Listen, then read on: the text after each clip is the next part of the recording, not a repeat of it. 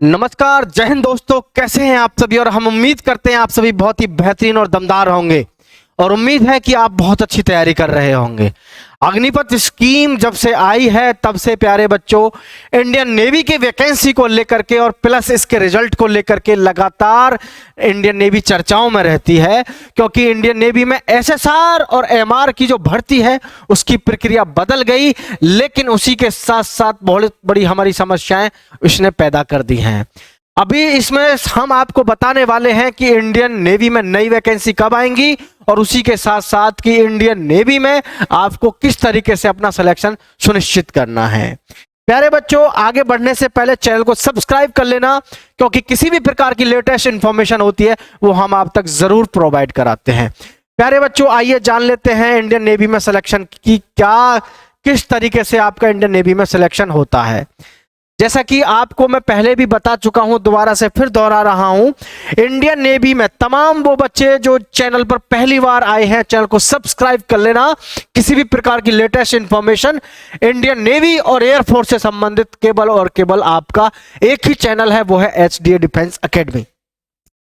प्यारे बच्चों, अब इंडियन नेवी में जब से अग्निपथ स्कीम आई है उसके बाद में आपका पैटर्न चेंज हो गया है इंडियन नेवी में सिलेक्शन लेने का। जब तक अग्निवीर नहीं थी, पहले पेपर जो होते थे आपके दो होते थे, एक एसएसआर का और एक एमआर का। एसएसआर के साथ साथ डबल ए की वैकेंसी आया करती थी 2015, 16, 17, 18, 19 तक। एसएसआर और डबल ए की वैकेंसी जो हुआ करती थी वो साइंस आर्ट से हुआ करती थी।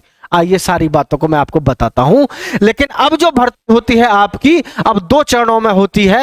एक तो होता है फेज 1 यानी कि प्री एग्जाम, और एक होता है बच्चों मेन एग्जाम। तो देखो बच्चों, प्री एग्जाम जो होता है, रिटन एग्जाम जो होता है, प्री क्वालिफाइंग होता है। कैसा होता है ये? क्वालिफाइंग होता है। इसमें इसके बाद में फिजिकल एफिशिएंसी टेस्ट होता है। जब अगर आप फेज 1 यानी प्री एग्जाम को क्वालिफाई कर जाते हैं तब आप फिजिकल के लिए बुलाया जाता है।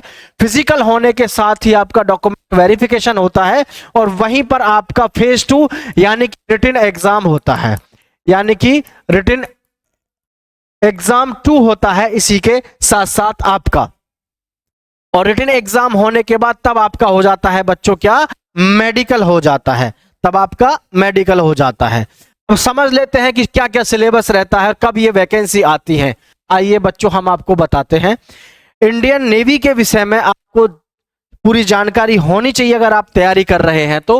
रिटन एग्जाम प्री क्वालिफाइंग में 25 क्वेश्चन आपके साइंस के आते हैं, जिसमें आपका फिजिक्स होगा, जिसमें आपका केमिस्ट्री होगा, जिसमें आपका बायोलॉजी होगा। तीनों से 25 क्वेश्चन आते हैं, ठीक है। 8 क्वेश्चन के आसपास आपको देखने को मिलते हैं। मैथ्स की बात करें बच्चों तो मैथ्स के जो आपके क्वेश्चन होते हैं 25 होते हैं, और ये जो मैथ्स होता है आपका ये 12th लेवल का होता है, यानी कि एडवांस्ड मैथ होता है।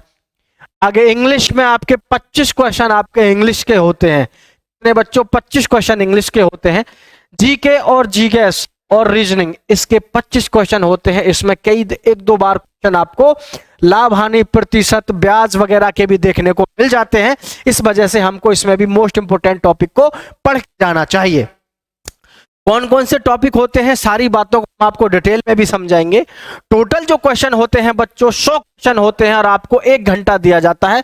100 क्वेश्चन करने के लिए 1 घंटा दिया जाता है, जिसमें कि आपका जो मैथ्स होता है बहुत ही अच्छे लेवल का मैथ्स होता है। इसमें फिजिक्स भी जो होती है अच्छे लेवल की होती है, क्योंकि बायोलॉजी और आपका केमिस्ट्री के जो क्वेश्चन होते हैं वो तो कहीं ना कहीं ऐसे होते हैं कि उनको आप ऑप्शनल कर सकते हैं, लेकिन इसमें आपको देखने को जो मिलता है फिजिक्स आपका इसमें बहुत अच्छे लेवल से आता है। नेगेटिव मार्किंग जो होती है प्री एग्जाम में आपकी माइनस के यानी कि 0.25 होती है। 4 क्वेश्चन गलत होने पर 1 आपका अंक काट दिया जाता है। एक्सपेक्टेड कट ऑफ जो रहती है स्टेट वाइज बच्चों प्री एग्जाम की अगर हम बात करें, ये आपकी समझ के चलो प्री एग्जाम की लगभग 21 से 30 नंबर के आसपास आपकी प्री एग्जाम की आपकी पहली कट ऑफ जाती है प्री एग्जाम की। इसके बाद में दोस्तों हम बात करते हैं, आगे देखेंगे ध्यान से। फिर है हमारा फेज 2। फेज 2 में ध्यान रखें, यानी कि जो आपका मेन एग्जाम होता है। मेन एग्जाम में क्या होता है बच्चों? आपका पहले फिजिकल होगा, फिर डॉक्यूमेंट वेरिफिकेशन होगा, और डॉक्यूमेंट वेरिफिकेशन होने के बाद आपका रिटन एग्जाम हो जाएगा। बच्चों रिटन एग्जाम होने के बाद आपका साथ ही मेडिकल हो जाएगा इन ए सिंगल डे। एक ही दिन में सारी प्रक्रिया पूरी कर ली जाती है। और जब आपका पहले physical, document verification, written exam, medical एक ही दिन में पूरा हो जाने के बाद आपको घर भेज देते हैं और आप इंतजार करते हैं अपने रिजल्ट का। प्यारे बच्चों, फिजिकल की हम बात करें कि फिजिकल में क्या क्या आता है, इधर फिर हम रिटन में भी जानेंगे रिटन में क्या क्या आता है। तो फिजिकल में आपकी जो हाइट है लड़कों के लिए 157 सेंटीमीटर होनी चाहिए। चेस्ट आपकी 5 सेंटीमीटर का केवल फुलाव होना चाहिए। रेस 1600 मीटर की जो रेस है आपकी 6.5 मिनट में आपकी रेस खत्म हो जानी चाहिए। फिर भी बहुत ही टफ होता है सभी युवाओं के लिए जो केवल रिटन एग्जाम पे ज्यादा फोकस करते हैं। पुशअप्स बच्चों इसमें 12 होते हैं और 1 मिनट का टाइम होता है। स्क्वाट्स में भी 1 मिनट मिलती है और इसमें भी 1 मिनट मिलती है।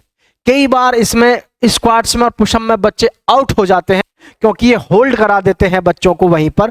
जो इंस्ट्रक्टर होते हैं जो फिजिकल आपका ले रहे होते हैं वो कई बार आपको होल्ड करा देते हैं। इसके बाद बच्चों मैं आपको बताता हूं डॉक्यूमेंट वेरिफिकेशन और फिर मेन एग्जाम।